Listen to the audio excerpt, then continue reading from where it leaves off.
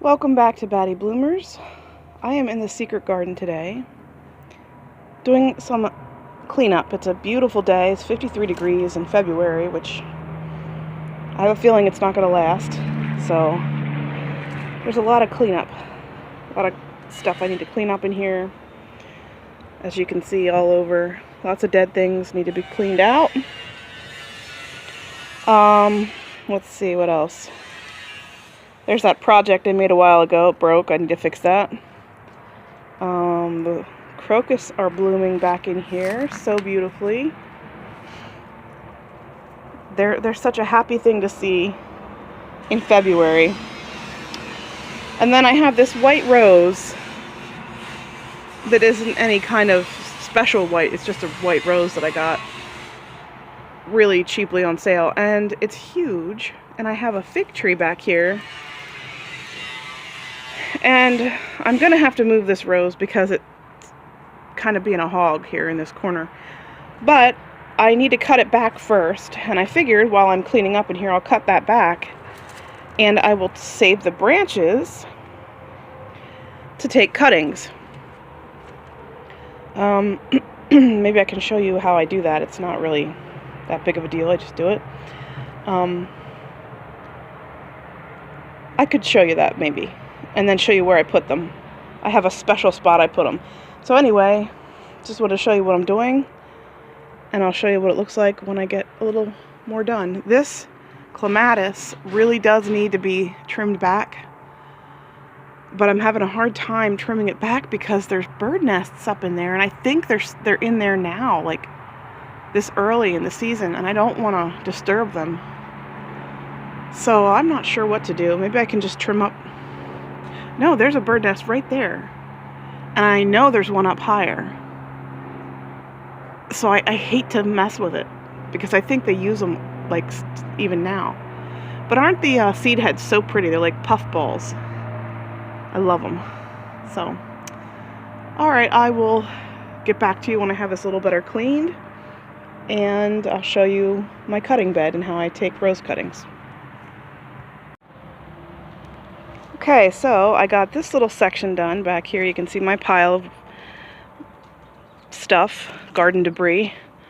I didn't take out the top of that stone crop or sedum because it just is kind of pretty still.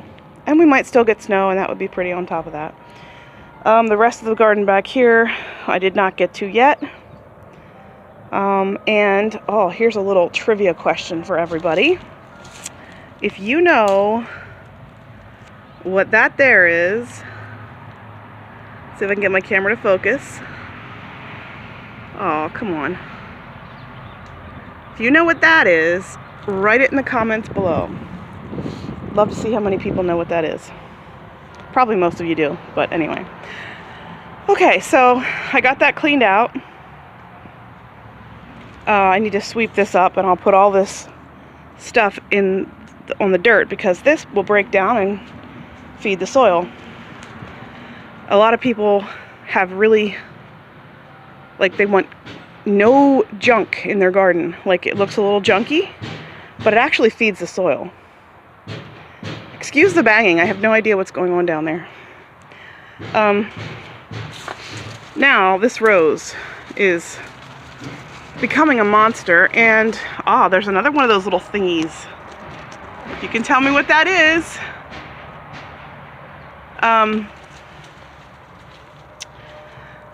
I think I have been trying to put an evergreen in this corner, and it always dies.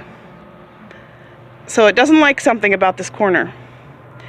So, and this corner gets a lot of sun during the summer. Now, this crabapple tree is getting bigger, so it might shade that a little. The whole idea of that tree, and I'll try to go slowly, that bush right here, is that'll get big like a tree, and it will give this little courtyard some shade because it's so hot that the fountain doesn't work. It evaporates so much water that I can't run the fountain back here, and I've talked to my husband about moving it. He suggests I move it somewhere else. I really like it here. So I really want to make it work here. So we'll see. I don't know what that big long thing is. That's not mine. I think it goes to the house. Anyway, evergreens don't work here. I tried to put a snowball bush there, which is like a white hydrangea. And I did it when it was really hot, and I probably didn't water it, and so it died. And it was just one I dug out. It wasn't like I spent any money on it. But I think I'm going to move this rose, because this rose likes this hot wall that faces southeast. So I think this rose, if I put it over here, I think it'll like it, and I'll let it stay big like that, because I like it big. It's just drowning out my poor fig tree over here. So, all right. Let's see if I can trim this a little bit for you. And this is going to be tricky because I'm going to hold my phone with one hand and trim with the other. And I don't know if I'll be able to do a good job. If you'll be able to see anything that I'm doing, I will try my best. Here we go. And then I'll show you how I take cuttings of this. Usually you trim above a node, so like right here. Oh, it's not very clear. I'm sorry. And my finger won't work because I have gloves on. I don't know. That right there is a little shoot coming out. You want to kind of trim like that. So, and I try to trim it at an angle so that rain doesn't sit on top of it and make it rot. So if it's at an angle like that one, the rain will just go off. So that's the idea anyway. All right, let's see here. Look at the dark purple crocus. Aren't they so pretty? Drink it in. Springtime, almost here. Okay, sorry. Focus, focus. All right. Oh, that's a hard one. Ooh. Okay, this one I can take off completely because it's in the middle of the bush, and you don't want things growing in toward each other because it can what can it do? Let's see here. What am I trying to say? They can rub against one another, and it can cause less air to get to the middle of the plant, and that can cause like disease, like fungus and things like that you don't want for your roses. Like here is an example. It's humid in our summer, so this can't be helped here, but it is a reality. These leaves have black spot, and it's a fungus, and it doesn't hurt the plant, it just looks ugly. But I will try to dispose of some of these so it's not getting in the garden anymore. And these are rose hips right here. Some roses are grown just for their hips. I don't think I have any that I particularly love, but that are actually very beautiful, but just that big long one yet. I think we'll take that one off right here. I did almost buy a rose. I might still, I don't know. A rose that it's grown for its hips and you can eat them raw or like make things out of them. I was like, whoa. So anyway. Oh, this is a huge piece. Wow. Okay, let me just collect my little, oh look, there's some still hanging on down here. Little weak ones. You always want to take the weak ones off. Leave the strong ones, any dead stuff. Take off the dead stuff. Don't want the dead stuff. Like the big dead one over here. Sorry, I'm trying to point the camera in a proper manner. Oh my word, I need a bigger clippers. Or more muscles in my arm, maybe. Okay, that's not coming. Let's see here. What's the problem? Oh, good grief. There. All right. Okay, now collect these. Ouch. So that's the rose bush, all trimmed. And that's a good time to move it. Actually, I was thinking about moving it today, but I need to check the forecast. Because if it's gonna freeze, that might not be a good idea. I might kill it. So I'll check the forecast. And then I might move it over to that corner. And let me show you now how I take rose cuttings and where I put them. Something's jabbing me. Too many weeds. Okay, let me see here. Give me 1 second. Alright, whoa, okay. Let's see if I can do this here. I'm not very skilled. But this piece here, so you want to cut it below a node. A node is where a leaf would grow out. I'm not sure if you can see that or not. I'm going to cut it below there. And I cut it on an angle only because it's easier to stick down in the dirt. Some people say to cut the bottom flat and the top on an angle so you remember what your top and bottom is. But I'm pretty sure I'll remember, hopefully. So I'm going to cut it up here, this little Y. And then that will go in the ground. And I'll show you where I put them. I have a special place that I plant them. So I won't bore you with me cutting 10 million of these. But I will show you where I put them in the ground. Okay, so this is where I put my cuttings. This is what I call my cutting bed. The reason I picked this side is because you can see it's getting a little bit of sunlight, but that direction is north, and that direction is east, so it's the northeast, north, it might be more pure north because that's northwest, straight. Or, I mean, that's south, west, sorry, wow, west. Anyway, so cuttings do better when they're in the shade because otherwise they'll dry out before they have a chance to grow roots. And I can show you some things I have rooted here. This red twig dogwood here I've rooted. That is an apple or a pear or something that I rooted. I don't remember which. That's a forsythia that's rooted.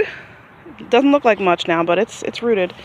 This is a bridal wreath spirea that I rooted from my sister's house. I took some from her house. These are 2 Leland cypress that I rooted. There's another forsythia there that I rooted. Roses I don't have as good luck with, but I'll show you. I did stick a whole bunch of little rose from my Eden rose, which is a pink climbing rose. I stuck a whole bunch in here. But how many do I stick in? 1, 2, 3, 4, 5, 6, 7. I see 7. 7 of those. I need to keep the other rose cutting separate so I don't get them confused. But yeah, I don't have good success with roses. I do get some to root, but they can be kind of tricky. I don't know why. What else was I going to say about that? I don't know. But I know what it was. If you want to get, like, I want 2 white roses out of this. So I am planting 1, 2, 3, 4, 5, 6, 8, 9, 10, 11. I'm planting 11. And we'll see what happens. So what you do is you wound the bottom, which I didn't wound this one. Let me show you one that I did wound it on here.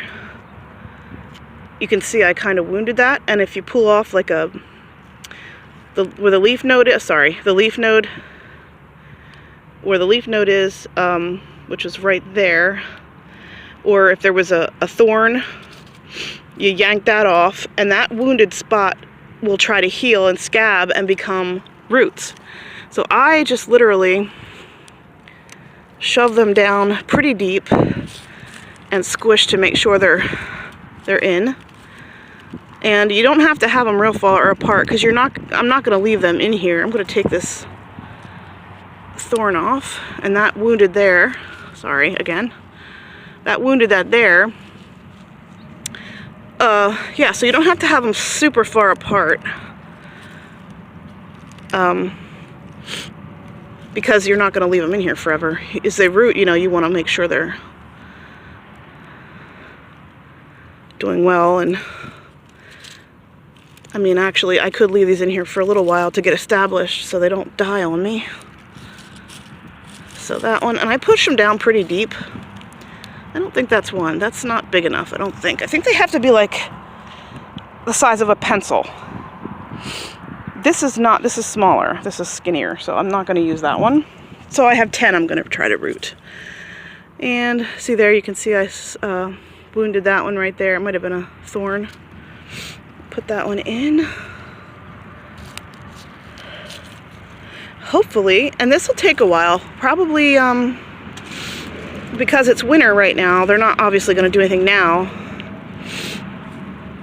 But hopefully,